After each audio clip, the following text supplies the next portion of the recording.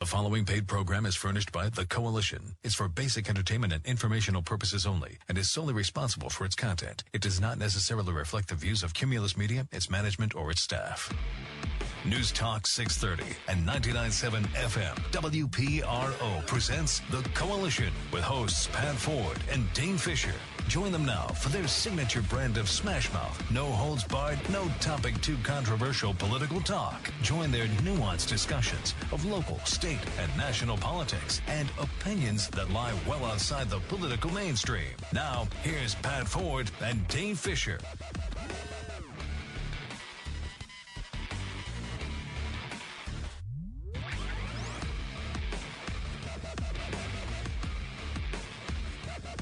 And we are the Coalition, loud and proud, outrage porn free, civilly disobedient radio. Facebook.com/The Coalition Radio, on the mighty Twitter at Coalition_radio, our website, coalitionradio.us. We blog, we post, and today we are live streaming live from the Providence protest supporting the folks in Baltimore. You can visit our live stream at coalitionradio.us, select the live stream from the menu.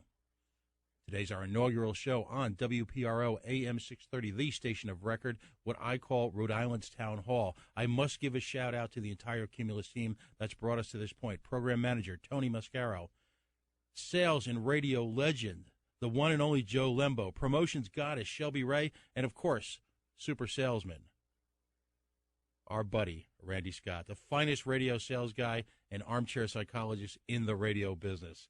If you're a first-time listener, a very brief history of the Coalition, recognizing a desperate need for a guest issue-centric forum where progressives, libertarians, greens, independents, anarchists, you name it, come together and find common political ground.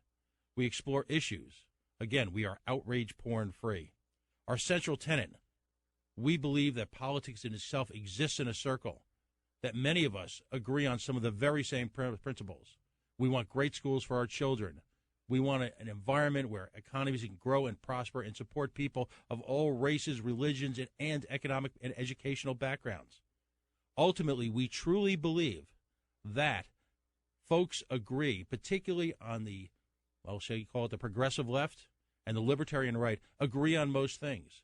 We may find and face a different journey to reach our goals, but we all support small government, independence, personal independence, social independence, and a right to lead the life we live.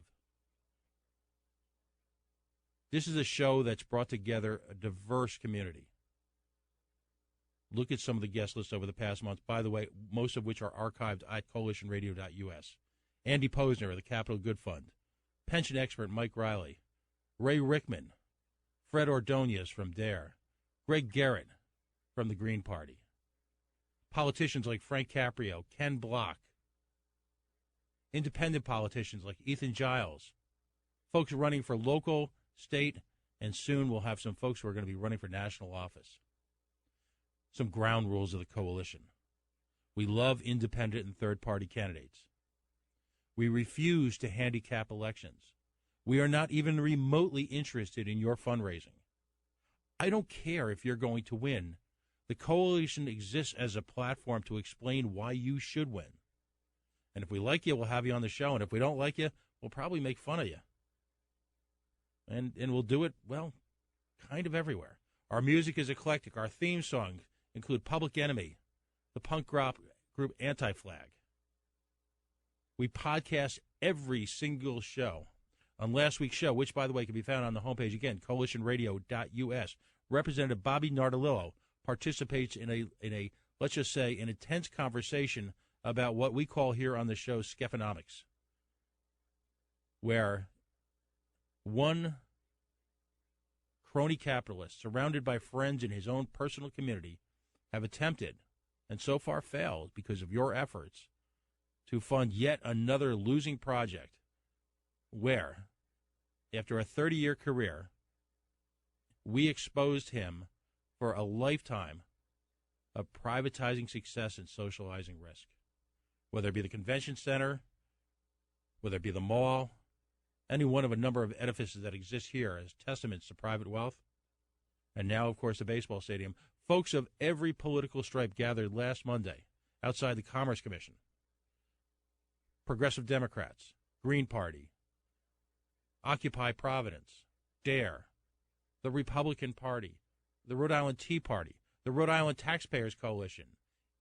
Independent activists from across the community gathered together to express not just their disdain, but their open, not thinly veiled, but their in-your-face disgust of the latest edifice to crony capitalism that exists solely at the expense of the individual taxpayer, the individual citizen of the state of Rhode Island, and who refuse to accept it again, who refuse to allow themselves, their lives to be shortchanged, their schools to be sacrificed, their roads to be left in ruins, their educational system in shambles, their personal dreams left on the road as roadkill for yet another person's quest for personal wealth at the expense of the state.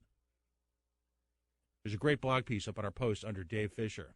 He talks about et tu, Gina, despite accepting thousands of dollars of contributions from Skefonomics' former law firm and its current gestation, despite being pictured at rallies in the run-up to her election, her coronation, if you will, by a minority vote, by the way, as governor of the great state of Rhode Island, halfway through the protest, halfway through the very presentation that he chaired in front of the august members of the Rhode Island Commerce Commission, she issued a press release essentially crushing it, crushing his dreams. Why? Because people engaged in the virtual smash mob, all right, a virtual flash mob, a virtual crash mob. They told their elected representatives in no uncertain terms, enough is enough. They called the governor. They called members of the House Finance Committee. They called members of the Commerce Corp. They showed up despite yet another midday meeting. And representatives of the most disparate group of political interests in this state got together and said no.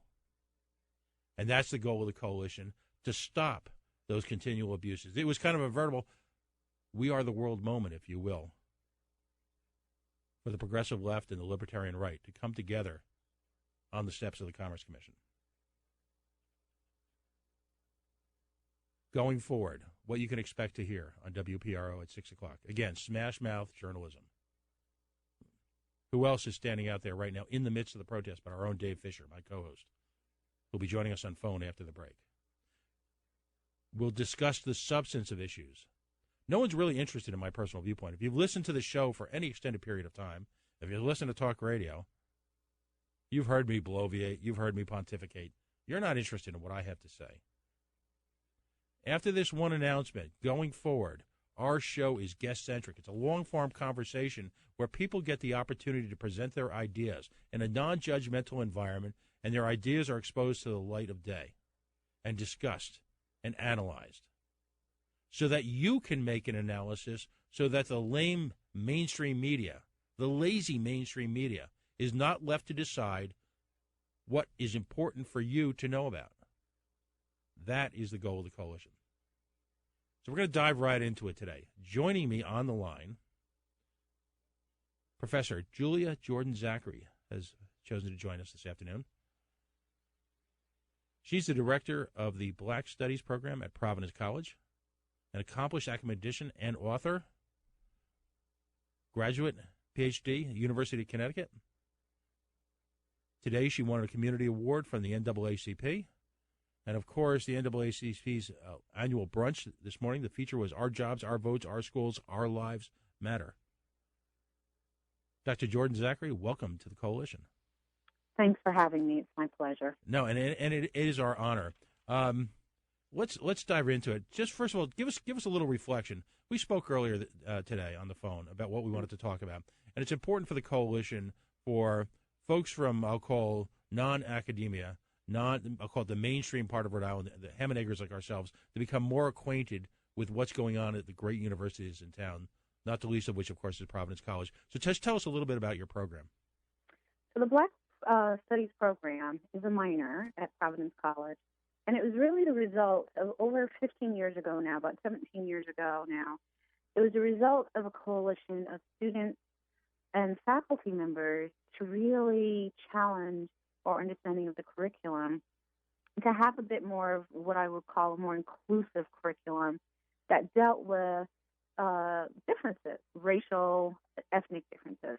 So that's basically the kind of foundation of the program. Since I took it over 7 years ago, my goal is to have it be more community-oriented, where we're not necessarily going into the community to fix people or teach people, but to have a relationship with the community. So that's where the program is really going, to use it as a tool for learning, but for learning from multiple perspectives. Now, a cross-section of students, I imagine, from Providence College can participate in this. Do you give us a range of some of the major programs that where someone might join in and join your group and study it as a minor program? So Black Studies minor, I sometimes jokingly say it's like it rounds out major disciplines. So anybody in any of the more traditional disciplines are welcome to come into Black Studies. Black Studies is interdisciplinary, which means that it takes from sociology, from history. In other bigger institutions, it takes from biology, from physics, etc. Because basically what Black Studies does is it says, let us look at it at the same types of issues. So let's look at economic inequality, for example. But let's look at it from different lenses, where we center a Black experience. It's not to necessarily negate other alternatives for understanding economic inequality, but to say, are there other tools for understanding these political, economic, and cultural phenomena? Do you find a cross-section of racial, religious, ethnic backgrounds taking this? Yes. Sometimes people are a little bit shy about Black studies because the term Black evokes a range of emotions. But students that come into the classes are oftentimes profoundly affected by the content of the class. So we do have a wide spectrum of students, not only at PC, but across the U.S., that avail themselves to minoring and or majoring in Black studies. Excellent. Now, Rhode Island, of course, has when I say rich, I mean a lengthy record of racial relations, arising from the earliest days as being one of the original ports of entry for the slave trade, on through the Civil War and until today.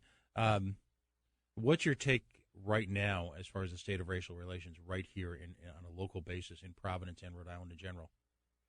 The recent reports that came out point to a very troubling story around issues of race in Rhode Island. Whether it's in our school system, whether it's in our housing, in terms of segregation, access to loans, et cetera. So across the spectrum of issues, the tensions around race, racial inequalities, et cetera, racial differences seem to be pretty persistent in Rhode Island. What I would say, and I think this is occurring across the country, is that these reports, these unfortunate incidences of the murders of Black and brown people are opening up the opportunity for dialogue. But that's difficult because when one tries to have a conversation about race, it elicits these kind of emotions that sometimes prevent us. And so what I oftentimes say to people is that we have got to depersonalize these conversations if we're going to make progress. And I see little pockets of that happening in Rhode Island. They're small, but I see the possibility of having these kinds of difficult conversations around race, racial hierarchies, et cetera. Does today's protest, and for the record, I support protests like today. We truly practice and believe in being a civilly disobedient radio show. And we maintain a sort of an ongoing series here of what we call Heroes of Civil Disobedience. White and black, across a variety of issues. We support people who are willing to put themselves out in front and challenge authority. So do the events of this week and today help to solve or bridge that racial divide, or do they just really point out the differences? Well, let me say this about protests, and I sincerely believe from an